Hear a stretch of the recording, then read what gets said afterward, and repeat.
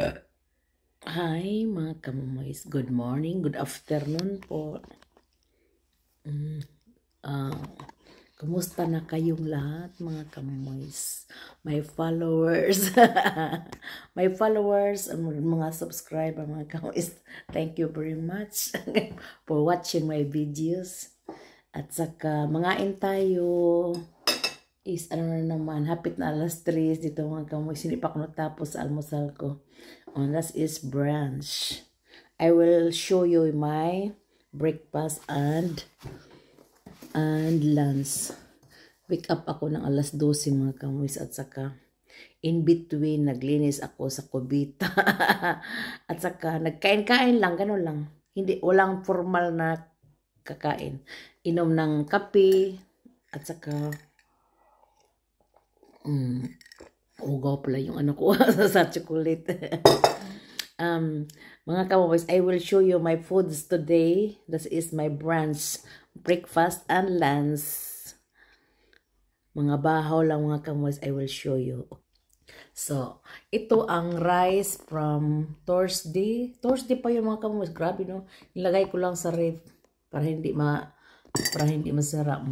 Pero para pang presko, tingnan. Initin ko lang sa microwave. At saka ang pansit ko sa Thursday with sardinas mga kamoy. Sarap pa rin. Doon lang sa ref din. Hindi namin nakain kasi kahapon nandoon kami sa church. At nagluto ako ng ibang pagkain. At saka may 3 celebrants nag-birthday kahapon. At maraming pagkain mga kamoy. At saka nagluto din ako. At saka nag-bake ng banana cake. Grabe. At saka ito ang dessert ko mga kumis. 1 cake and 1 Actimel. Actimel is like Yakult with vitamins yun. Nainom ko na yung medicine ko. Yung maintain ko, nainom ko na. At saka ito ang almusal ko mga kumis. At saka lunch. Gimix ko na lang ang itlog kahapon with tamatis. Gi-fried ko with itlog. At saka kinain ko ngayon, continue ang bahaw mga kamuis kasi sayang din itapo no kasi masarap pa rin. Hindi na ako magluto mga kamuis. Magluto ako mamaya para sa gabi pagdating ni asawa ko kasi hindi siya kakain ng yung mga bahaw-bahaw. Ako lang tigkain sa bahaw mga kamuis. Grabe no. Ang mga Pilipina pala basura. Basura. Tigkain sa mga. Kasi kakain sila mga kamuis yung presko at saka into this, okay na. Pero sa akin mga kamuis, even is 1 week, basta lang, sa ref lang yun, kakain pa ako niyan. Kaysa itapon. Itapon mga kamuis is very, yun, makagaba tayo kasi mahal ang bigas dito at saka walang bigas. Walang rice dito mga kamuis tanim. Doon lang sa Pilipinas, sa Asian lang yun. At saka dito export at mahal ang rice mga kamuis. That's why I will save how many weeks. Kung magluto ako na hindi maubos, I will put this in the ref mga kamuis. At saka yung pansit. Kaya sarap sa pansit mga kamuis. Ni-absorb siya ang kalami niya. So sardinas lang yung naisa na ligo. Ano ba yung ang pangalan, ligo man siguro yun. Lagyan ko ng isang sopot na pansit, yung 4 layers na bihon. Bihon talaga mga kamuis, bihon. At saka, grabe, sarap. Para sa akin, isarap na yun mga kamuis. Sa mga puti, hindi. Kasi hindi sila kakain ng maraming Asian foods din kasi gusto niyang alternate. So, sa amin dito mga kamuis, magluto ako for example sa Thursday, nagluto ako nito. Sa Thursday, yun na, galing bahaw yun sa Thursday. At saka pagka Friday, iba na naman mga kamumoys. So, kakain pa din ako sa Friday nito. At saka, yung asawa ko, iba ang ipakain ko sa kanya. At saka Sabado, iba na naman. Sabado pala is, wala ako dito. Nandoon ako sa my birthday celebrant. Doon kami sa Chinese restaurant. At saka si asawa ko, pinakain ko sa restaurant din siya mga kamumoy sa Sabado para hindi siya magsilo sa akin. No? Kumakain siya ng currywurst with French fries. Binigyan ko talaga siya ng pera para makakain, para hindi siya magsilos kasi sa choir lang yun, choir ladies, inanyaya ako sa Sabado. yung Sabado, last Sabado, o yung ano ba, before, ngayon is Monday. Dan so, Sabado, Linggo, dan mga ayon Monday. Yung Sabado, kahapon naman sa church, we were together with my hubby. Kasi church yun sa Pentecostal. Not Catholic. We were both in the Catholic and in the Pentecostal church. Church, mga kamuis. Importante is Panginoon, mga kamuis. One God lang only, di ba? At saka may communion din doon. Itong Pentecostal, mga kamoy, walang cross. Parang born again daw. Born again at saka parang born again. Ang Catholic, di ba, may cross man yun at saka communion at saka mga doctrine nila iba din kaysa Pentecostal. We have rosary. Sa kanila, not rosary, kundi devotion sa kanila, mga kamuis, yung direct to God na walang Hail Mary, walang Our Father, walang basta kay direct to God, mag-ano sila at i-pray yung mga ministries nila, yung mga pari nila, at saka kami din mga members, mga kamuis, i-pray yun nila. It's very nice. Nakarinig ako niyan. At saka yung ano sila doon sa Pilipinas, yung ano yun, ano sabi ko? Yung nagpunta kami ni Renat sa 2018 convention pala, doon sa, ano mga kamoy, sa Rizal Park, the wall, may ano na sila, 70 churches out sa labas sa Pilipinas, abroad, at saka doon sa Pilipinas marami yung Pentecostal. At saka namatay si Apostol yung last month, ilibing siya, bukas man siguro yun. That's why nag-ano kami kahapon, nag-tribute, may tribute ano kami ni Apostol, Divine Worship, at saka maraming tao, mga kamoys, doon sa Malagasang, malapit sa Cavite. Malagasang is belong to Cavite, no? Doon kami nagpunta sa convention noon last 2018 with my husband. Nag-ano kami ng 1 week, spend our vacation 1 week to the Pentecostal, yung mag-tithes and offering ka, 10% of your salary. Na-learn ko yun, mga kamumis, kasi yung sa Catholic, di ba, hindi man yung dito sa Germany, ako, nagtrabaho kami ni asawa ko. Pag ikaw'y Catholic, mga kamuis, I will tell you. Pag ikaw'y sa Germany, I will explain. Pag tayo'y Catholic dito sa Germany, so dito sa amin lang ha, ano ko, I don't know sa iba, dito sa Europe, so for example, ako nagtrabaho, si asawa ko nagtrabaho, at we are Catholic family. So, for example, mga anak ko, mag-communion sila, yung pinabinyagan sila, kami nagpakasal ng church sa kasal namin ni Renard 1987 at saka 2012, nagpakasal kami ng 25 years. Yung silver yung 25 years. At saka, ang ano namin, mga kamoys, automatic yun, yung tax namin, magbayad kami ng maraming taxes dito.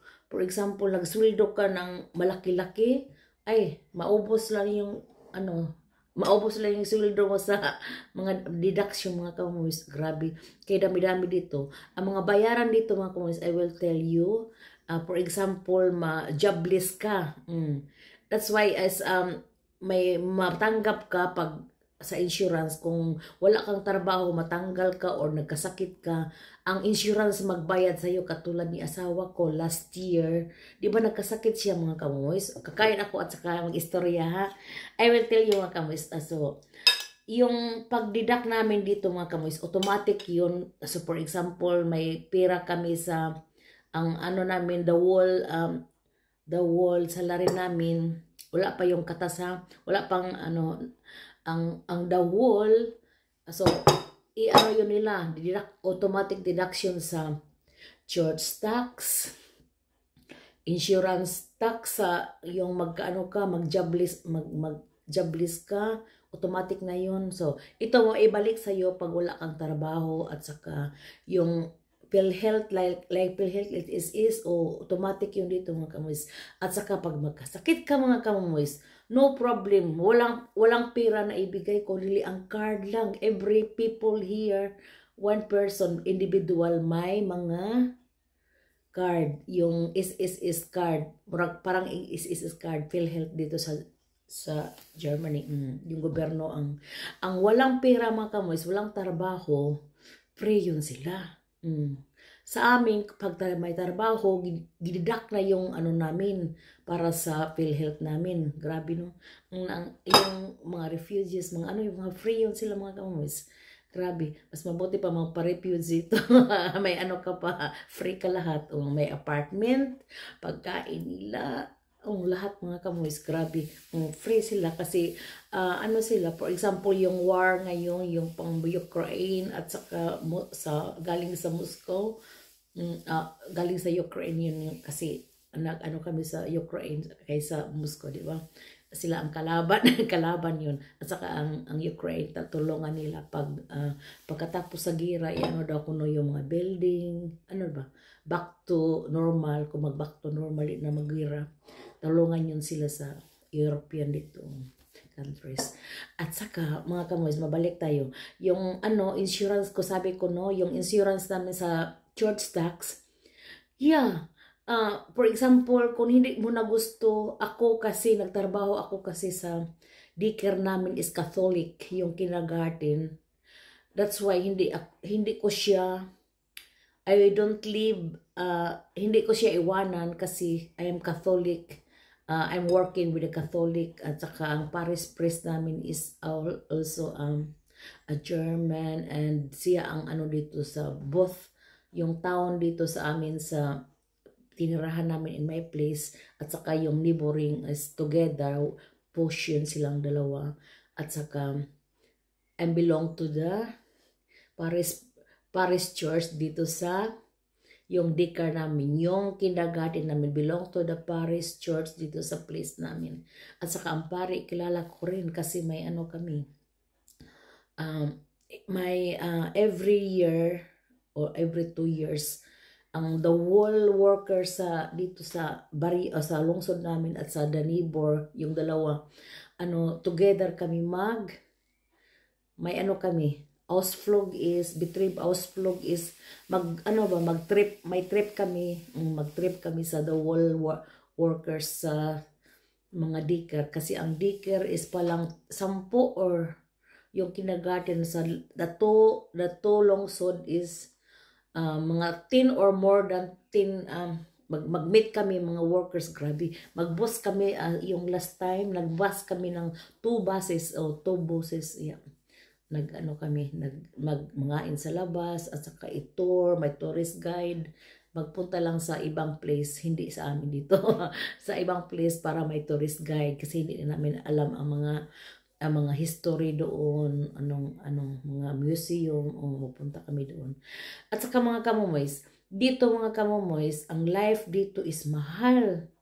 Mahal nga talaga kasi sa atin, natanong ako sa pamangkin ko, nagtrabaho daw siya sa sa LBC, doon sa Maynila. Ang pamangkin ko yun nagtrabaho daw siya sa LBC. Sa pa siya, pero hindi pa siya regular. Sabi ko, how much ang mo dong? So nga, man lang, tita, konti man lang, 7. Niko, ha? Sa the whole month? Kung magtrabaho ka dito mga kamuwis, anong the big difference, no? For example, ako lang janitor, ha? Janitor lang ako dito mga kamuis. Pero gi-applyan ko 'yun kasi hindi man ako nurse. Kung nurse pa siguro nagtrabaho ako pagka-nurse dito. Kasi dito is hiring ang mga nurses.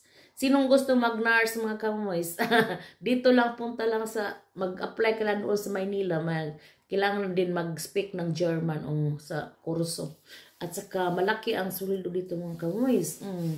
Malaki, pero sa ibang nasyon or Amerika mas pa siguro, mas malaki daw ang pero speaking English man sa Amerikano, dito sa German kailangan ka din, pero marami ang gi-hire dito.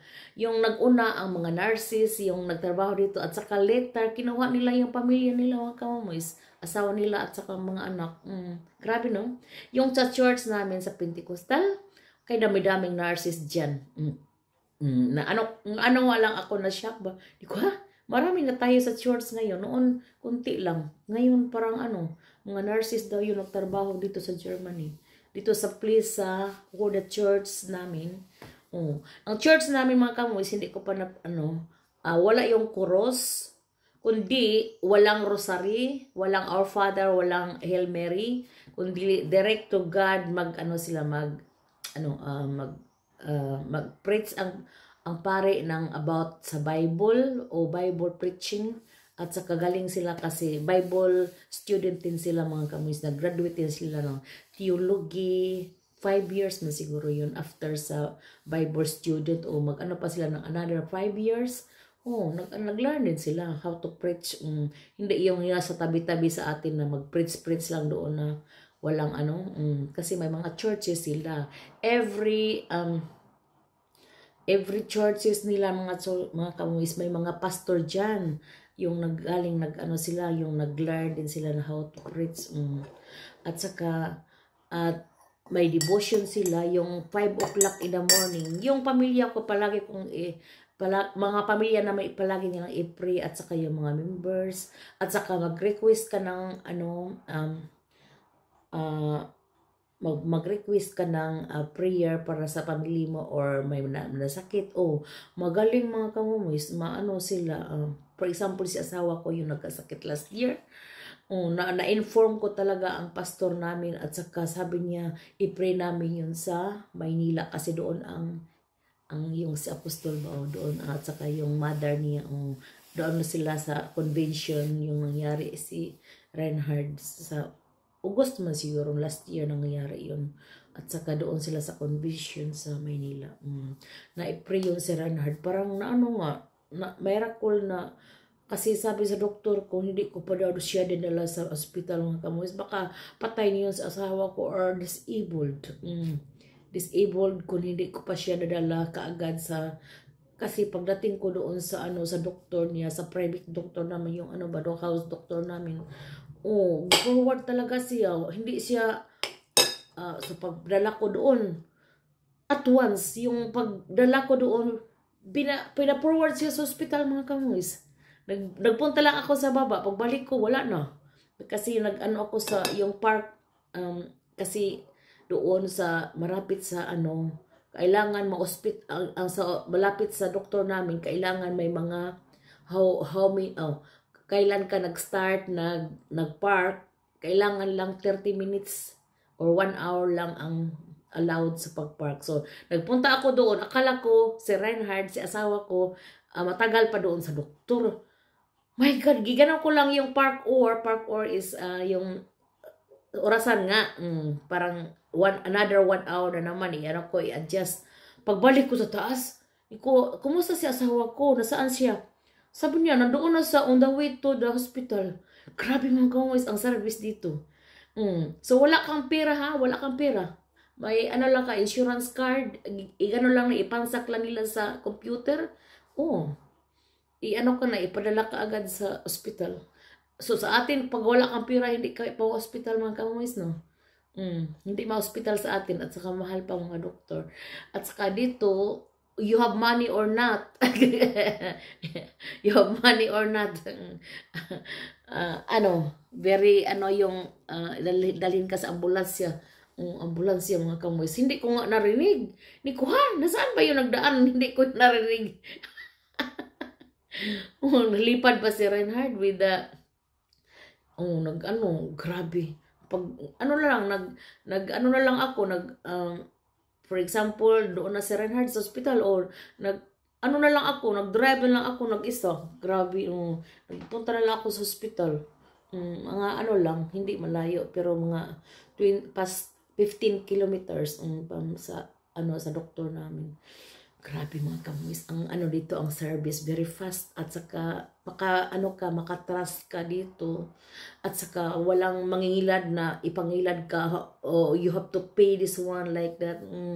So ang dito is a little bit makatrust ka, at saka Yeah, parang ano sila nga, tunay na magtulong sa iyo. Grabe, I am very, ano sa, dito din sa, ano, mga tao dito, or mga doktor dito, or mga trabahante sa hospital. They are very friendly. May friendly, may hindi din friendly.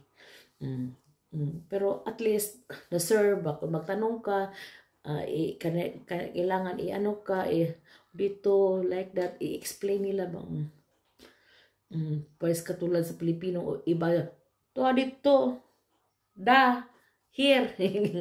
Di ba? Una da. Mga kamuwis, marama ano na siguro mga kamuwis. At saka yung almusal ko na ano na, naginaw ng mga kamuwis. Gusto akong mag-ano ngayon, naglinis ako sa kubita.